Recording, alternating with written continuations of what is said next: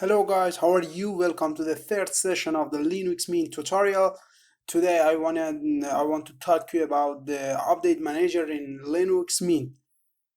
So let's go. Here in the right section of the your screen, you can see there is an icon here which is written "Welcome to the Update Manager," and if you click on it, so you will see this window. It is written that this window is for the security updates, software updates, and the system snapshot. So if you need more information about this one, and you can click on the help, and you will see by the update manager what can you do. So I don't want to go in detail with that, so I click on OK to start with the update manager for the Linux Mint. Here the first thing that you can see is that you want to switch to the local mirror. It means that okay, sometimes it's there are more servers near to you rather than the main server of the Linux.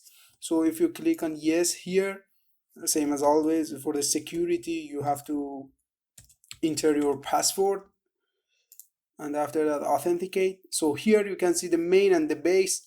If you click on the first one, you can see the list of many servers here, and for example, there are some servers in Germany and in other European countries, and the first one, for example, okay, I choose the Eurowise CDN, and for you can see here the speed of the reaching to these resources. So the first one is the best one. So and after that you can see that the in this case the more the number is higher, so it's better. So here I will choose this one, and I will click apply. So right now you can see the server is changed, and again for the base one, and I should wait a bit that I can see the speeds of the servers here, and you can see this one, for example, yeah, right now. So you can see this one has the best speed. There are many servers here, you can choose them. Yeah, the first one is okay for me, it has a good speed, and I click apply here. So here you can see there is a green bar that it is written your configuration change. So if you want to update your changes, so you will click on OK.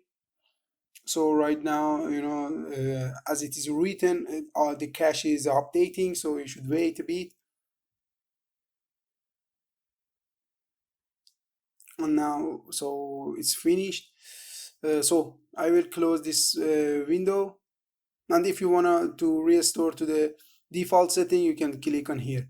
Right now I close this window. So here you can see this is the main window of update manager, and it is written a new version of the update manager is available. So I click on that, and and again you have to write your password and authenticate, and you should wait for downloading the packages for the update manager. And after that we will have the latest version of the update manager of Linux. And so here right now the update manager is updated, and these are the packages that the new version are available. And you can see here in the right column the new version, and here is the name of the package, and here these boxes are checked. So if they are checked, so by clicking on install update all these packets which are checked, so you will update all of them. For example, if you want, I want to go through in that and read the packages here. For example, you can see here, for example, here is the Python, the Python 3, Python 2, and here there are the vim and the vim, the Linux base, and also the Linux kernel. So you can see there are many packages here, and here you can see description package and changelog. For example, you click on this one, there are a description what is here in the new version, and the information about, let me make this window bigger.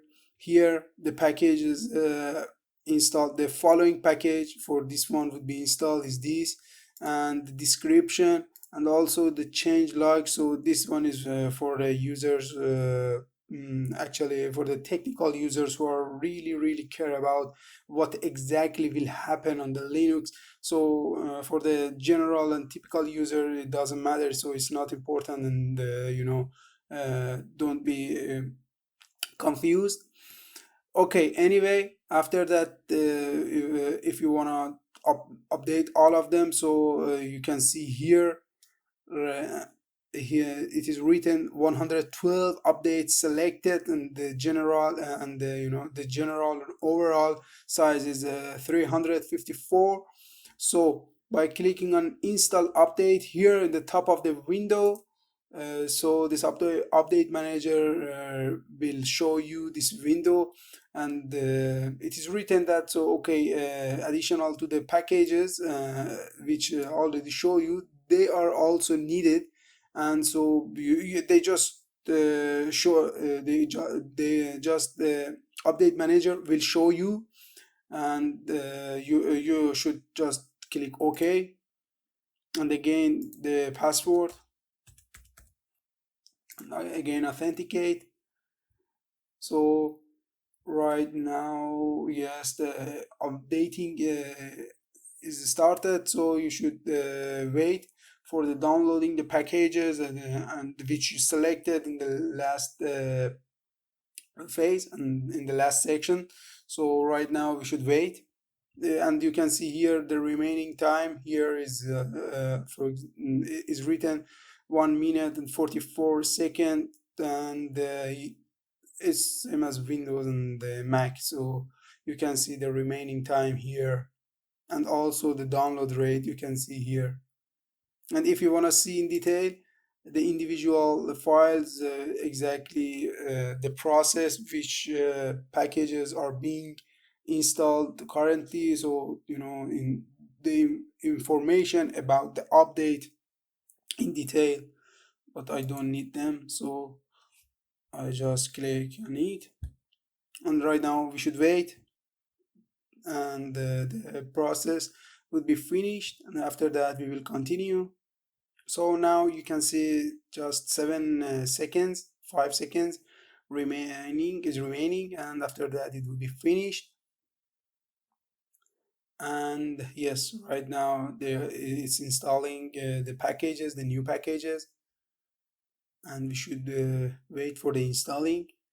And also you can see here again by clicking on detail, you will see what exactly is going on in the background. So what we don't need that, and we just wait for the process to be finished.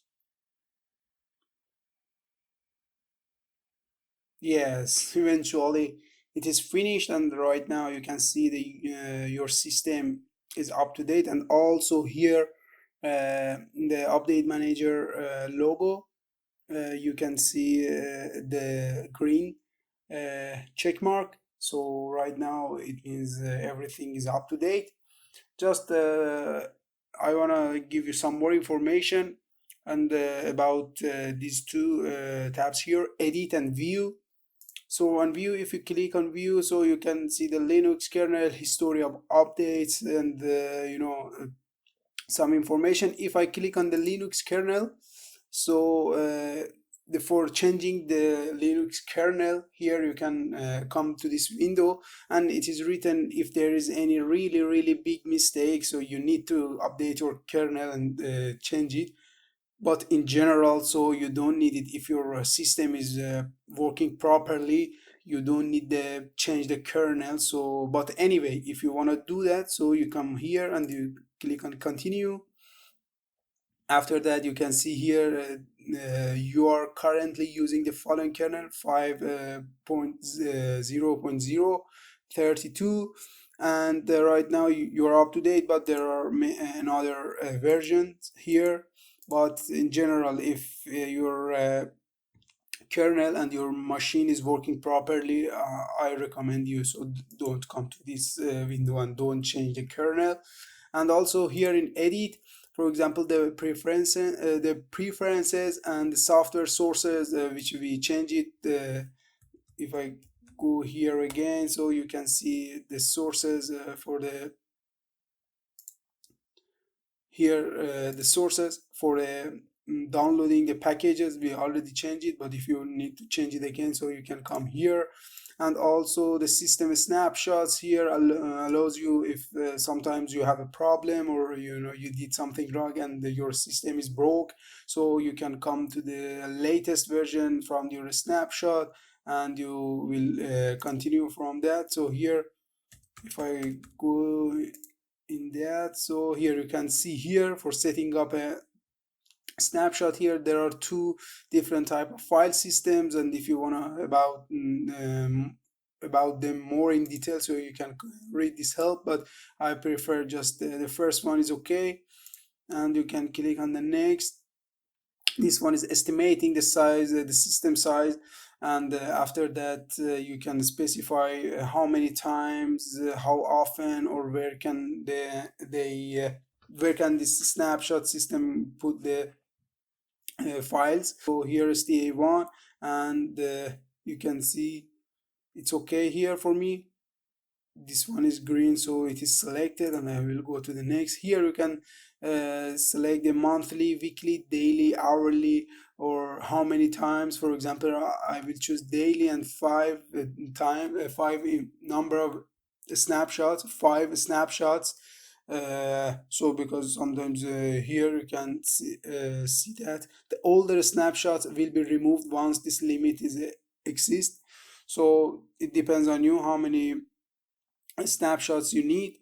So, and after that you can click on next. So here some files you don't want to make a snapshot, or you want to make a snapshot from them. So here you can see the exclude all and include all, but by default the root and the goli, both of them are exclude, and but if you want to make a snapshot from them as well, so you can click here on include all.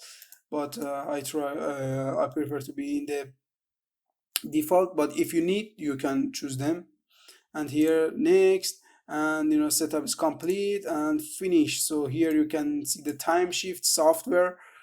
So it's the name of the software is not snapshot, so take care. And if you want to search from the software here, you should write time. Here you can see time shift. This is the software which controls and manages your snapshots. And yeah, that's it. And also the preferences that you can see here, the option, the blacklist. But I recommend you don't change them, and let them be in default. So this one was for today. I hope that you enjoy from this tutorial video. So stay with me and make comments, and also like and subscribe, please. And have a nice day. Goodbye.